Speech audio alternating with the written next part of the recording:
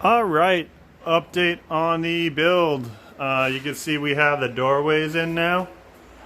I'm going with a 2x6 for the doorways, and then I'll probably have a plywood door hung on those.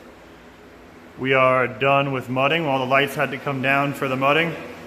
So we're done with mudding on the first coat. We're gonna see if we can get away with just one coat and sand. We might do a little bit of touch up tonight. We will see. But it's looking really good. It's actually feeling like a room right now, which is cool. You can see I have the positive pressure input, so that's where one of those lab products HEPA modules is going to go. The one that I used previously. And we'll check on Ryan. I actually got Ryan out here all day today. He has been vigorously mudding. Where's Ryan?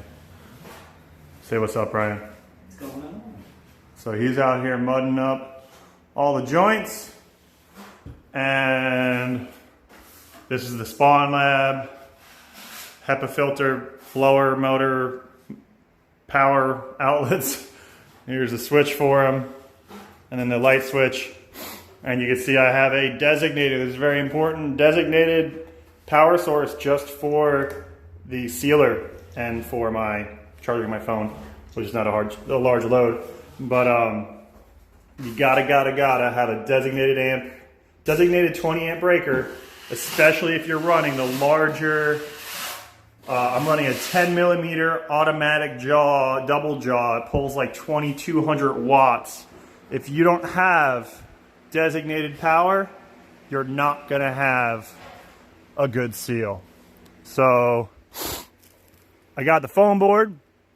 So this is the foam board that's gonna be going in the wet area to make all the people happy that are concerned that I'm not making my grow humid correct. So once again, the fruiting room, it's gonna be foam board. So I'm running the wires right now. I gotta run all the wires first. So it's gonna be a switch panel here. I'm gonna probably get a installed, like in the wall light timer. I gotta find one that also has an option button for, like, say if I come out here at 1 o'clock in the morning, the lights are on, I wanna be able to press the button for the lights to go on the grow room, and then they'll automatically shut off when I'm done. So I got to shop around. They run around 20 bucks, so it's nothing really fancy or crazy. Just like a in-the-wall light timer with an optional on-off button. So yeah, we're going to be foam boarding hopefully starting tomorrow once I pull all the wires. The floorboards are installed, at least enough to get started with the chamber. So the air is going to be coming in up here through the roof. I'm going to put a stack up there, a filter, and then there's going to be a room built up here. It's like 10 feet by 8 feet by 13 feet. No, 10 feet by 6 feet by 13 feet, something like that. So that's going to be where the 2-ton goes, and maybe even a 8 or 9,000 BTU. I got to see how it performs in peak heat. The 2-ton should be enough. Depends on how full the fruiting room gets and how much I'm exhausting out. So I got a greenhouse fan that I'm installing over there. And the plan is to be done with painting and mudding by Saturday. Today is Wednesday.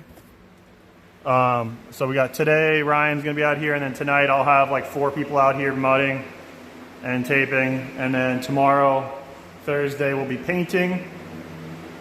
And then Saturday we'll be out here all day, probably 4 or 5 of us, and that'll be paint or prime and paint. I'll show you guys the product that we're using. Ryan works at Sherwin-Williams, so he knows all the ins and outs on what works and what doesn't. We are going with a pre-cat. Okay, and then we also have, I don't know where the primer is, but he got, Ryan, what kind of primer are we using? A quick dry interior exterior primer. We were originally going to use some cheaper sheetrock primer, but we are going to be painting some wood. We're going to be painting the doors, the doorways, and the baseboard trim.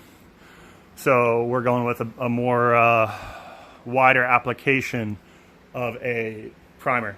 So yeah, we're hoping that we can get everything done Saturday, because then I'm going to come out here on like next Monday or Tuesday, or probably this Saturday we're going to mix and bag, and then we're going to be inoculating like next Monday or Tuesday, And the first batch I'll probably inoculate and then colonize it in the house. Sorry, Joanna.